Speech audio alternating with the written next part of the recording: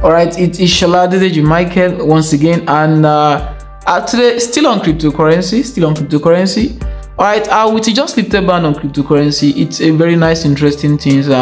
I'm not sure the Nigerian governors and presidency knows how well they can actually leverage this opportunity. And let me tell you, in this present day, like this present generation, I see zero reason for the country to actually borrow funds outside when you can actually generate that funds internally without it affecting the economy in any space. All right, cryptocurrency provide this opportunity for those who actually have the knowledge the way I do. All right, the way I do. You see, one of the greatest problems we face in the country is that we really have people who can actually handle a lot of things in this country, but maybe because the country is large, so they are hardly known, or the access to the presidency, governors, and the likes is not like that. I really love the situation whereby the president actively give a platform to physically engage the Nigerian youth. It will be amazed as to the fact that all the problems facing this country, there are individuals, not one person,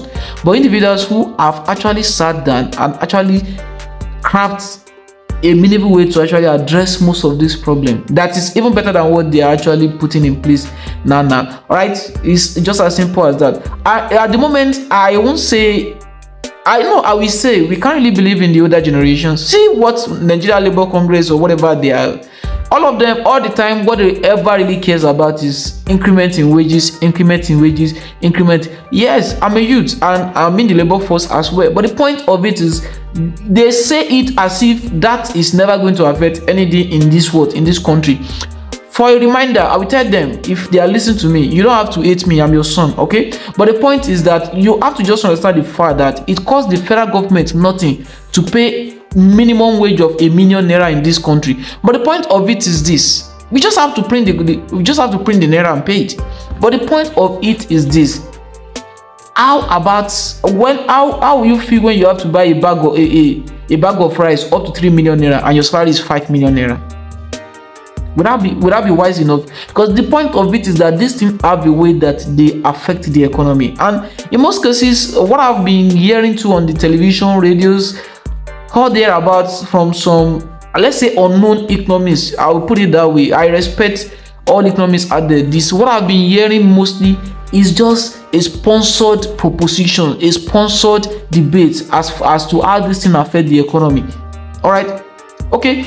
There's a high level of economic hardship Nigeria, as to be precise.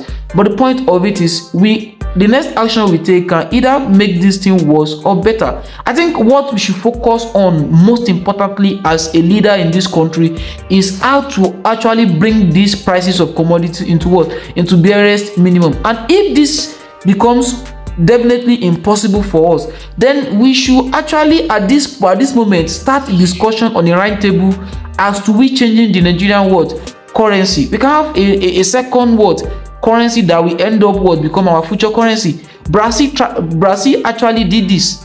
When Brazil currency then was having this problem, they did this. Kuwait did this. So what makes it impossible for us to do? Nothing. The only problem we're having is there's a huge debt that this government has borrowed that they've not paid, and most of these creditors, they assert certain influence in our economy. In fact, they dictate the policy of the government in most cases. And if that is who you want to be as the president, and that's how you want to do your administration, I'm really disappointed. But I know Tinubu, I know Jagaban. All right, not in person, I'm not his cousin, I'm not his relative, but by the virtue of me being a Yoruba guy, and I've seen him afar and I've listened to him long before he even aspired to become the Nigerian president, I believe he understands what I'm saying, and I'm sure he's a man who will actually listen if you're actually talking sense, and I'm sure he knows where I'm actually talking sense. So it's a very, very simple thing. Someone asked me that how will I feel like if I'm actually to have a dialogue with the president, like me and the president of the Federal Republic of Nigeria, we have to talk one-on-one. All right, I won't blush. All right, it's a matter of life and death of a lot of Nigerians. It's as simple as that. There's no celebrity in being a presidency. It is pure responsibility. And if there's anybody working in the presidential team, there is nothing, there is honor in the fulfillment of the responsibility. When you have achieved something, where there's honor, and that's why we have award of meritorious what? Services to the country. All right, but just president, I'm not, anyway, lady will blush. All right, it's in their agenda, right? Emotional, whatever it is. But the point is, it's just like a soldier being called on by his general, and like, no, it's a call for duty. It's not more than that. And I believe all youth out there, we have a glimpse of what I'm saying. The point is, this country is still our country. Yes, it's still our country. Yeah, I grew up in the same country. I won't say I'm 100% patriotic, but trust me, my blood is still Nigerian. So we just have to give it our best, if not for our sake, but for the sake of what? The upcoming kids that they are born in the country. It won't. If we leave this situation the way it is, Jesus, you might be surprised when we start having the statistic whereby in every single family there's at least 2 armed robbers there. Just imagine when you come around to come and rob a house and there are 2 armed robbers in the family. All right, they will let you take what you take, only for them to go and retaliate and rob your own family too. Do you get it? Now, that's what hardship can actually cause. All right.